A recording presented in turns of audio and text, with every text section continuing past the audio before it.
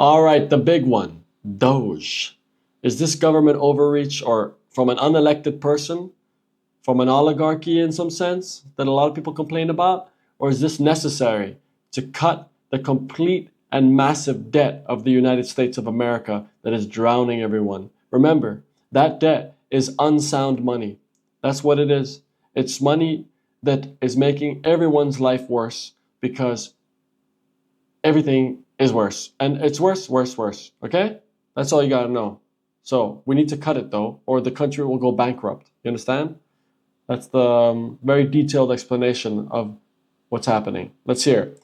This is In Defense of DOGE by Economics Explained, who will do a much better job at explaining this than I will. But we will comment on it because I think funding some trans things halfway across the world in US aid is not a good idea. What do you think? Well, let's see. So like most economists, we try really, really hard to pretend we're better than politics. Sure. But inevitably the two are intertwined, and it's honestly naive to look at either in complete isolation. Political agendas have ruined many good-intentioned economic plans, and bad economic conditions have ruined many political initiatives. The new Department of Government Efficiency and its aim to lower US government spending to rein in ongoing budget deficits is a good idea, but it has clearly been mired in just a tad of political controversy. Yeah, it has. In the interest of complete fairness, sometimes essential economic policies have to be pushed through, even if they are going to be politically unpopular. Massively cutting down on government spending is going to involve cutting funding to people who are not going to be happy about losing their grants, their contracts, or their jobs, and that is completely reasonable. However, effective governments also cannot and should not become needlessly bloated just in the interest of keeping people employed for the next election. Yeah, I agree. Realistically, if fiscal policy was conducted purely on economics, this arguably should have been done decades ago. But the second term of an administration that historically hasn't been too afraid to piss in some Cheerios should, all other things being equal, be the next best time to push through some better medicine. Although, this is making some big assumptions. The first is that US debt is actually unsustainable to begin with. Yeah, it's now over $36 trillion, It's just so much money. 17% of GDP, which for most of the countries we've explored on this channel before is well and truly into the danger zone. It's also not going to be helped by the fact that refinancing that debt is going to start getting expensive now that interest rates are at multi-decade highs. Let me put it this way. If the US was a company, it should have gone bankrupt a long time ago. That's it. And this is the government that people are paying taxes to, including myself now. And how would you keep them running at this completely irresponsible method of running finances when it's making everyone's life more difficult, higher cost of living, all that? This is disgusting, just so you know. But despite all of this, most mainstream economists maintain that the USA is special, and within reason, it's special ed. For sure. Get away with running a little bit more leverage than most other countries, and it's important to understand why, and if that special status is going to continue into the future. Now, so if you don't know this website, you should check it out. It's the usdebtclot.org, and it shows everything that's being spent in supposedly real time, which is crazy, right? And here's Doge. Where's Doge? They put it somewhere at the top. I don't even remember. Here it is. Doge clock. So the savings per taxpayer and how much it's saved so far. At least that's what it says here. To be honest, I don't know how reliable this is, but this is really interesting thing to look at. And you can just see the national debt and everything. And it's like debt per citizen, 107,000. Debt per taxpayer, 323,000. That number, man. How much percentage of American taxpayers are even close to having that much money? It's going to be very low. Well, let's keep watching. This is truly unsustainable. The next obvious question becomes, is Doge the right tool to fix the problem before it's too late? Or is this just a political initiative masquerading as a solution to a manufactured economic problem? Sure. So, has US debt finally gone too far? Yes. Can Doge actually turn this around, assuming it was managed flawlessly? And finally, are there better solutions to this problem?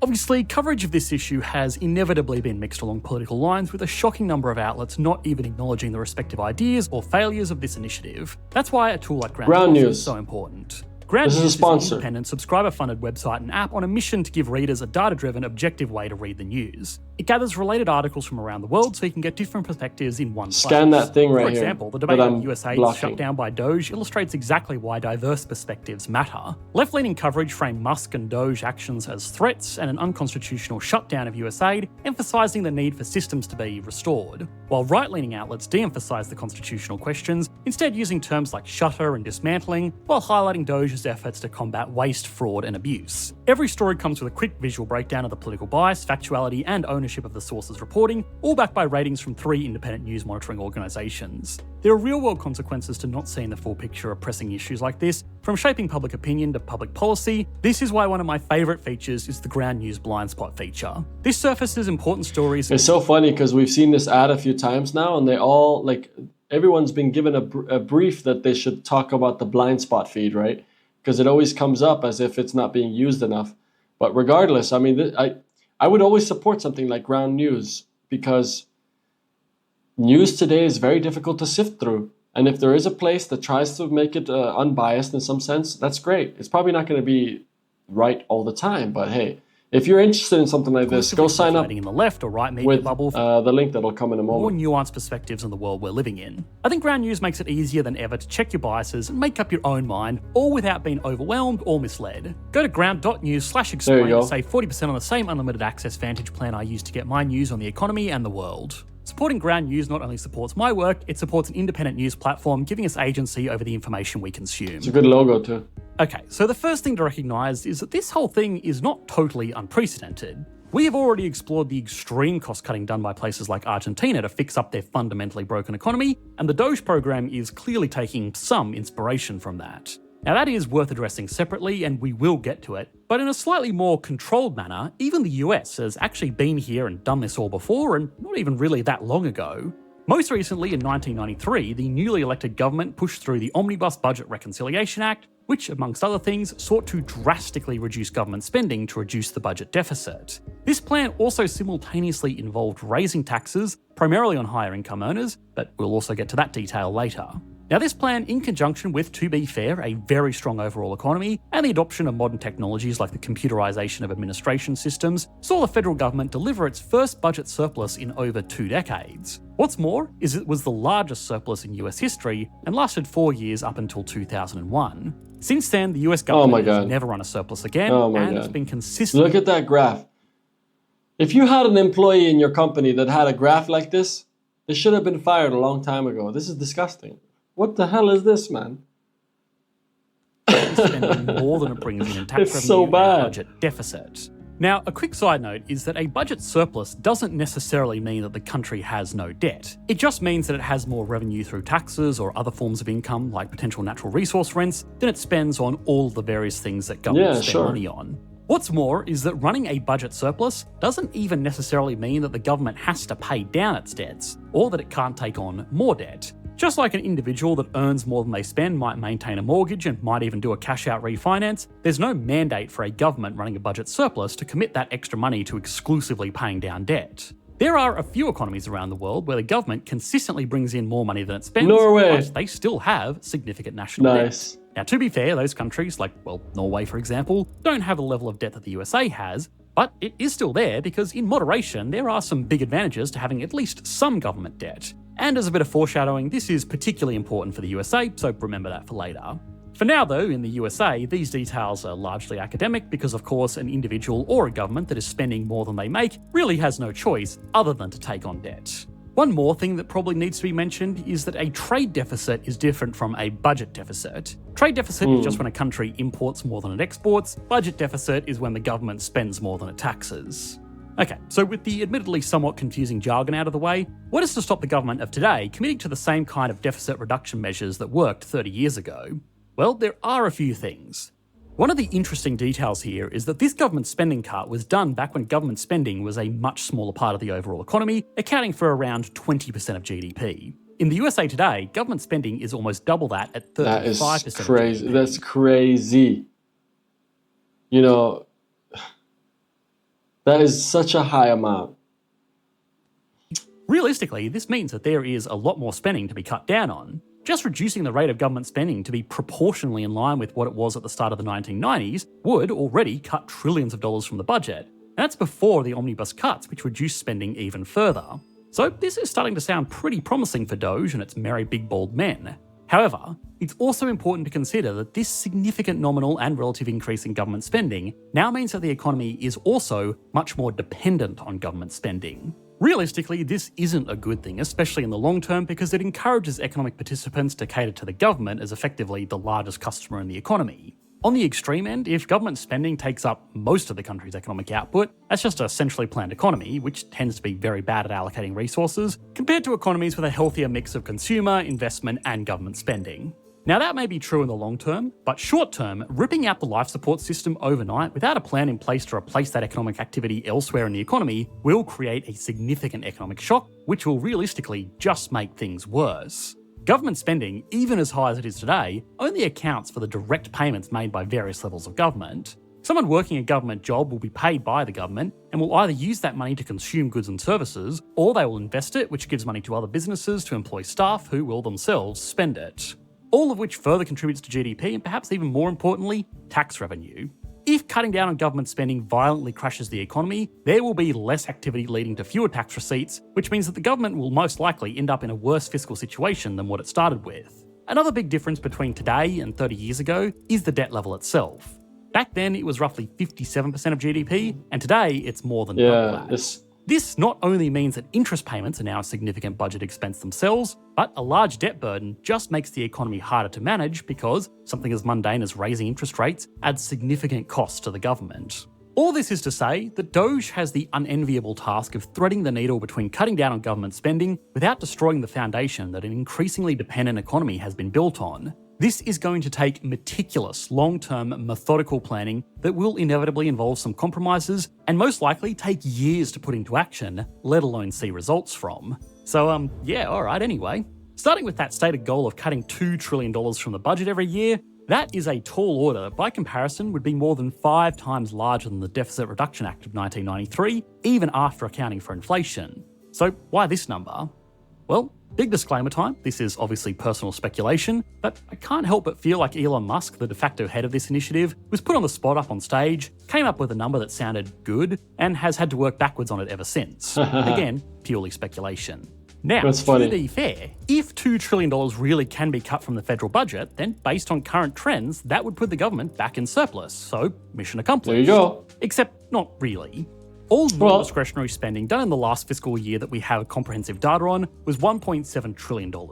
That was made up of roughly 50% defence spending and 50% of what just gets classified as other, a $917 billion accounting line that includes education, transport, all the acronym federal organisations, courts, and the upkeep of the federal government itself. Which means even if every discretionary budget item was cut, every federal agency was scrapped, the military was literally completely dissolved, and most unbelievable of all, federal politicians were willing to give up their paychecks, there would still be a $300 billion deficit. So then, what is it that makes mandatory spending so mandatory?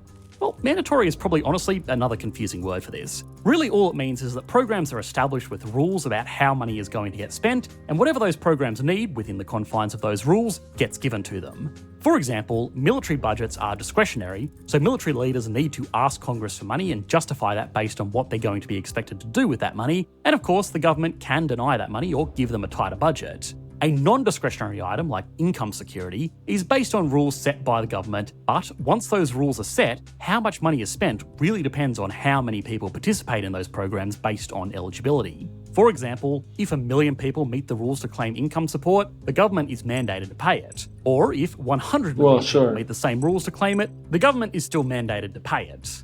Now that makes this spending much harder to control because it's not... Well, whoever's in front of that screen is not going to pay any taxes because they're going to have lost all their money leverage trading, just so you know. Down to the dollar in advance, and things like welfare payments will depend on variables like unemployment. A problem this can create for Doge is that if they cut a lot of expenses and workers from the discretionary section of the budget, that could in turn create unemployment, not only for the laid off workers, but also from the businesses that relied on government funding and the businesses that relied on those businesses, which would end up, at least in the short term, shifting spending money from discretionary services to mandatory welfare. Another problem is that legally, it's a fair bit harder to change mandatory spending. The government needs to either alter the eligibility rules or payment amounts, which must be passed by majority in the Senate. So yeah, getting to $2 trillion is going to be extremely hard, but realistically, a smaller number would be fine, especially if it can be done consistently.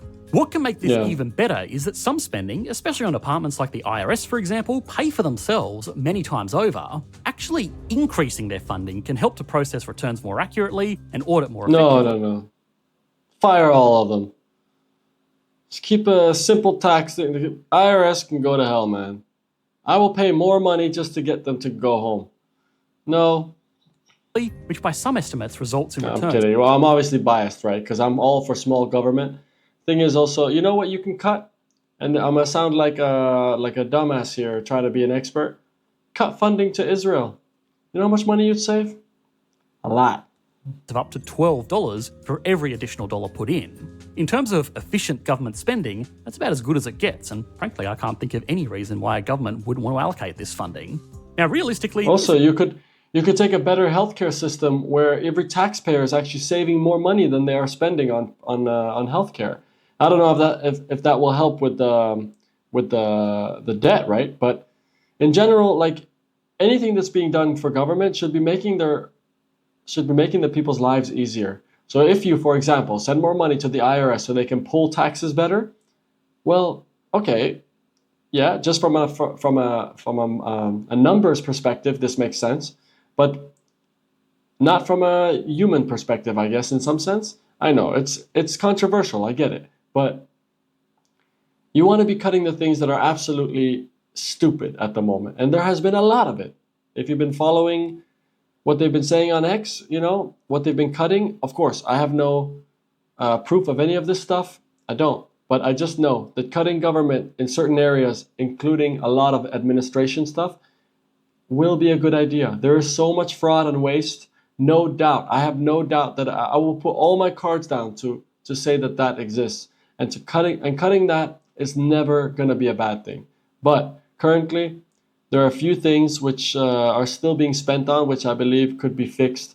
And one of them is all the funding sent over to Israel in one way or another, through defense spending, whatever, through arms, whatever it is. It's terrible. This is going to be the biggest obstacle to the current plans. The last time this was done in the USA, spending cuts were done in conjunction with tax increases. Instead, today, all of this has been done while tax policies that will significantly reduce revenues are put in place. Obviously, this is somewhat counterproductive. Now, the argument is that lower taxes will stimulate more economic activity, and traditionally that's not incorrect. Expansionary fiscal policy typically calls for lowering taxes so that more money is there in the economy, but it also normally calls for increased government spending to do the same thing. It also assumes that tax cuts are not being directed largely to already wealthy economic participants with a lower propensity to consume, at least not nearly as much as the lower income households losing their jobs.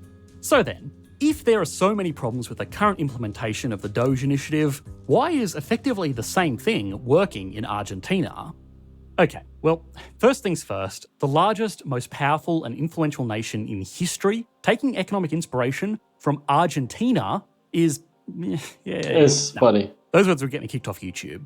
The reality is, Argentina was and still is in much worse shape than the USA ever has been. While some economic indicators are starting to improve thanks to radical cost-cutting and tax changes done by the new Argentine government, it must be recognised that it would be hard for them to get much worse. Radical actions in such an economy really can't do much more harm, and this is nothing new for Argentina. It's had a long history of bouncing back and forth between radical leaders going all in on free markets or social policies, and normally they have had a few years of doing some good, when really all they're actually doing is just undoing the mistakes of the radical government that came before them, before going too far in the other direction all over again. Yeah, so it's basically a cycle of repeating actions, right? Well, I do support Argentina and getting better, but I know nothing about it. Are you Argentinian? Is it still like shit over there, or is it actually getting better? I don't know. Argentina has had so many long-term economic problems is because of stability and confidence. It's hard for businesses and industries to develop in Argentina because every decade or so, a new government completely shakes up the country's economic fundamentals. It's this thing, like you need a form of security in a country or stability to be able to make future outlooks in the country, right? So if everything's changing, everyone has an ego and wants to do it their way, everyone just gives up on your place. That's the terrible thing. Even still, This doesn't mean that Doge can't take inspiration from Argentina. It should just be as a cautionary tale rather than a role model. Having a body to oversee government spending and identify areas of waste or places where resources could be better allocated is a good idea with broad support. It needs to realise that sometimes the slow nature of government is a feature and not a bug. Decisions on this scale need to be very carefully considered by qualified people with not even the potential of a conflict of interest. Objectives need to be laid out months or years in advance to make sure that industry has time to adapt, and these initiatives need to be done in conjunction with coordinated fiscal policy. Now, we actually made an entire video just last month on how to guarantee economic failure, and there are some worrying similarities between all of this. Oh no. Anyway, you should be able to I should that watch video on the that. screen now. Thanks for watching, mate. Bye. I need to watch that now, man. Oh my god. All right, let's read the comments. I haven't watched the video yet, but oh boy, that title is going to cook up some nice beef stew. I agree. People have strong opinions on Doge, whether it's good or bad. So a more accurate and less clickbaity title would be In Defense of the Concept of Doge. Hey man, everyone's got to get people to watch their YouTube videos, so don't be too angry.